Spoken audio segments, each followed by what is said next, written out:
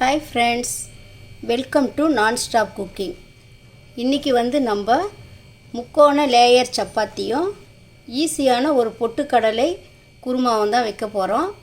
இது ரொம்ப அருமையான டேஸ்ட்டில் இருக்கும். குழந்தைங்களுக்கெல்லாம் இது போல் நம்ம வித்தியாசமாக செஞ்சு கொடுத்தோம்னா விரும்பி சாப்பிடுவாங்க. சப்பாத்தியே வேணான்ற குழந்தைங்க கூட விரும்பி சாப்பிடுவாங்க. வாங்க இது எப்படி செய்யலான்ட்டு பார்க்கலாம்.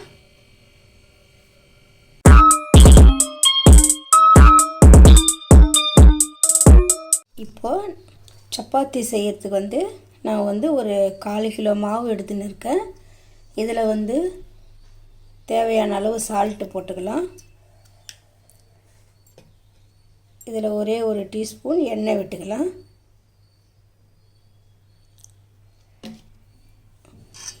இப்போ இதை நல்லா கலந்துட்டு நம்ம கொஞ்சம் கொஞ்சமாக தண்ணி விட்டு பிசைஞ்சு வச்சுக்கலாம்.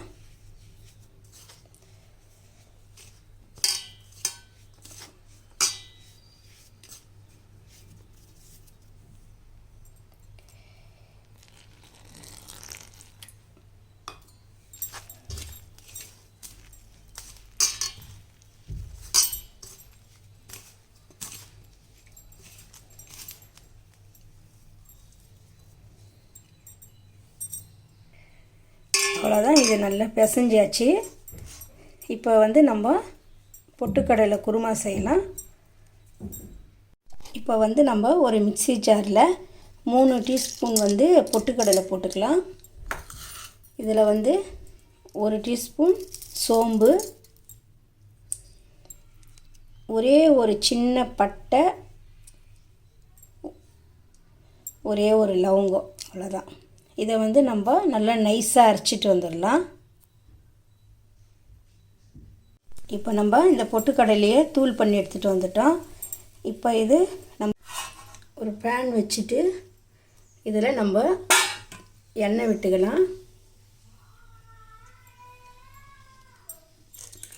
கடுகு சீரகம் போட்டுக்கலாம். இதில் 2 வெங்காயம், 2 பச்சை மிளகாய் போட்டுடலாம்.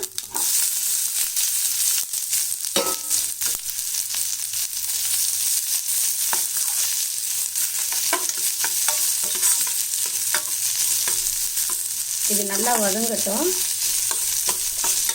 இந்த குருமா நம்ம சீக்கிரமாக ஈஸியாக செஞ்சிடலாம். இந்த பொட்டுக்கடலை குருமாவை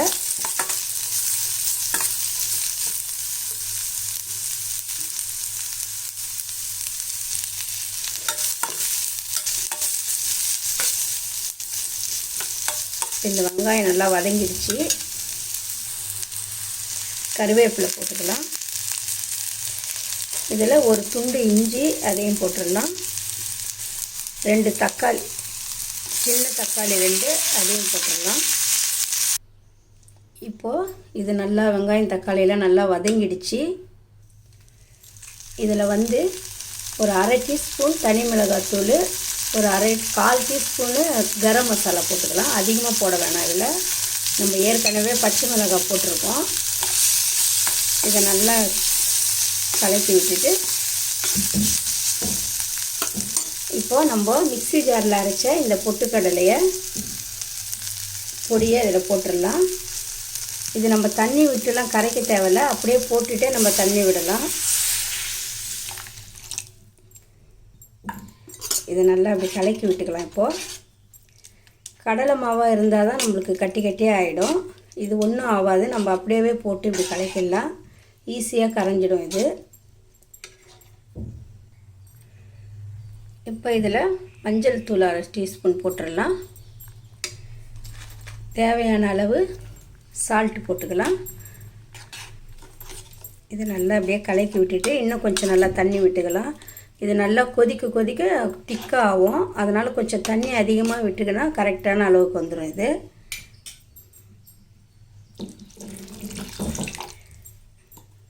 இப்போ இது நல்லா கொதி வரட்டும்.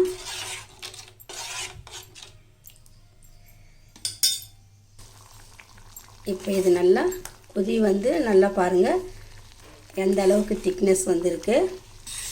இது கொஞ்சம் நல்லா அதிகமாக தண்ணி விட்டு நம்ம கொதிக்க வச்சா தான் இந்த அளவுக்கு இது போல் வரும். இப்போ இந்த பொட்டுக்கடலை குருமா வந்து ரெடி ஆயிடுச்சு. இதில் வந்து நம்ம கொத்தமல்லி தூவிக்கலாம். அவ்வளோதான்.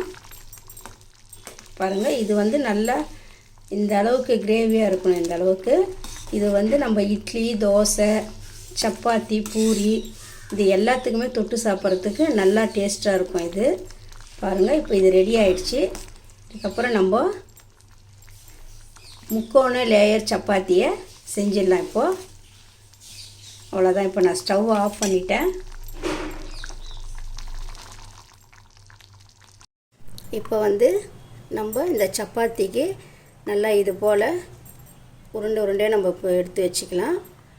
எடுத்து வச்சுட்டு இப்போ ஒரு சப்பாத்தியை வந்து நம்ம திரட்டிக்கலாம்.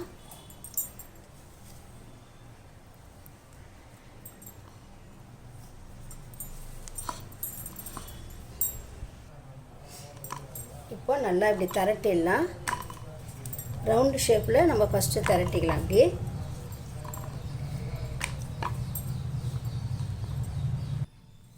இப்போ நல்லா இப்படி ரவுண்டாக திரட்டிட்டோம்.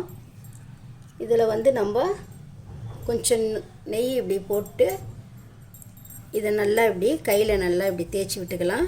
ஃபுல்லாக எல்லா இடமும் பரவுற மாதிரி பண்ணிவிட்டு இது பாருங்கள், இப்படி முதல்ல இப்படி மடிச்சிக்கணும்.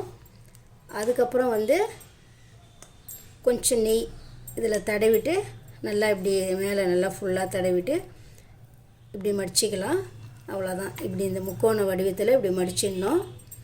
மடிச்சிட்டு அப்படியே நம்ம இப்படி திரட்டிக்கலாம்.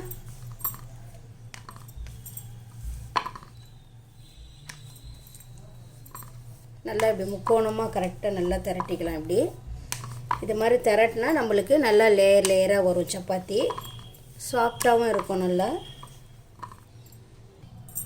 பாருங்கள், இது போல் தான் நம்ம இப்படி முக்கோண வடிவில் நம்ம இது மாதிரி திரட்டிக்கணும். இப்போ இன்னொன்று செஞ்சு காமிக்கிறேன். இதே போல் ஃபஸ்ட்டு ரவுண்டாக நல்லா திரட்டிடலாம்.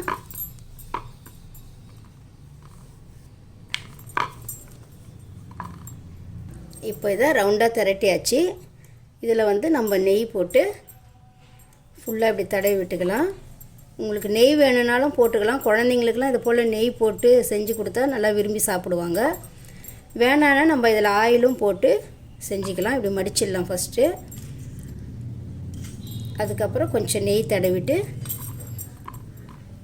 இப்படி மடிச்சிடலாம். பாருங்கள், இந்த முக்கோண வடிவத்தில் வந்துடுச்சு. இதை அப்படியே நம்ம திரட்டிக்கலாம்.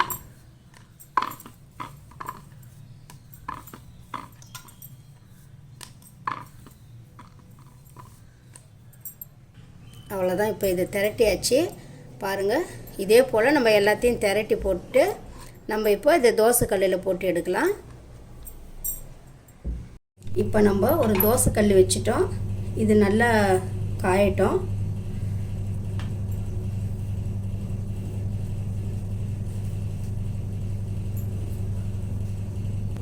இப்போ நல்லா கல் காஞ்சிடுச்சு. இப்போ இந்த சப்பாத்தியை இதில் போட்டுடலாம். போட்டுட்டு நம்ம ஃபஸ்ட்டு இதில் எண்ணெய் ஊற்ற வேணாம்.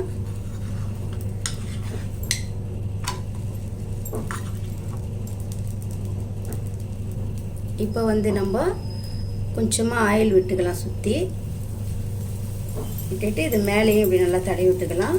அதிகமாக இதுக்கு ஆயில் தேவைப்படாது, ஏன்னா நம்ம உள்ளே நெய் தடவி போட்டிருக்கோம். அதனால் நம்ம இப்படி ஆயில் ஊற்றிட்டு இப்படி ஃபஸ்ட்டு இப்படி ஒரு திருப்பி போட்டுடலாம்.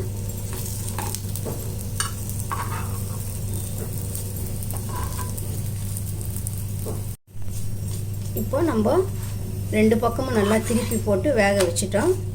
பாருங்கள், இது எப்படி நல்லா லேயராக வருது பாருங்கள். 3 லேயராக வரும். அப்படியே பாருங்கள், நல்லா சாஃப்டாக டேஸ்ட்டாக இருக்கும். இது உள்ள நெய் வாசனையோட. இப்போ நம்ம ரெண்டு பக்கம் நல்லா வேக வச்சு எடுத்துட்டோம். இப்போ இன்னொரு சப்பாத்தி போட்டுக்கலாம். இப்போ அதே மாதிரியே ரெண்டு பக்கம் நல்லா திருப்பி போட்டு எண்ணெய் கொஞ்சம் விட்டுக்கலாம்.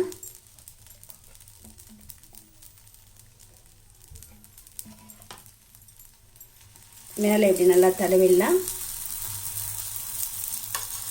தடவிட்டு இப்படி திருப்பி போட்டுக்கலாம்.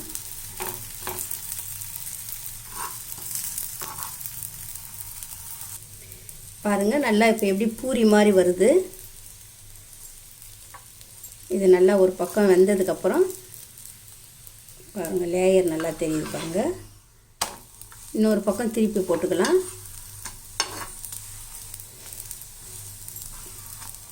இதே போல் நீங்கள் எல்லா சப்பாத்தியும் செஞ்சுக்கலாம். பாருங்கள், லேயர் சப்பாத்தி இப்போ ரெடி ஆயிடுச்சு. இப்போ வந்து நம்ம இதை எடுத்துட்டு எல்லாம் இருக்கிற சப்பாத்தி இதோட நம்ம போட்டு எடுத்துடலாம். இப்போ இந்த முக்கோண லேயர் சப்பாத்தியும் ரெடி ஆயிடுச்சு. ஈஸியான ஒரு பொட்டுக்கடலை குருமாவும் நம்ம செஞ்சிட்டோம். இப்போ இதே போல் நீங்களும் இந்த சப்பாத்தி பொட்டுக்கடலை குருமா செஞ்சு பாருங்கள். இது எப்படி இருக்குதுன்னுட்டு எனக்கு சொல்லுங்கள். இந்த வீடியோ உங்களுக்கு பிடிச்சிருந்தா லைக் பண்ணுங்க, ஷேர் பண்ணுங்க, கமெண்ட் பண்ணுங்க, சப்ஸ்கிரைப் பண்ணுங்க.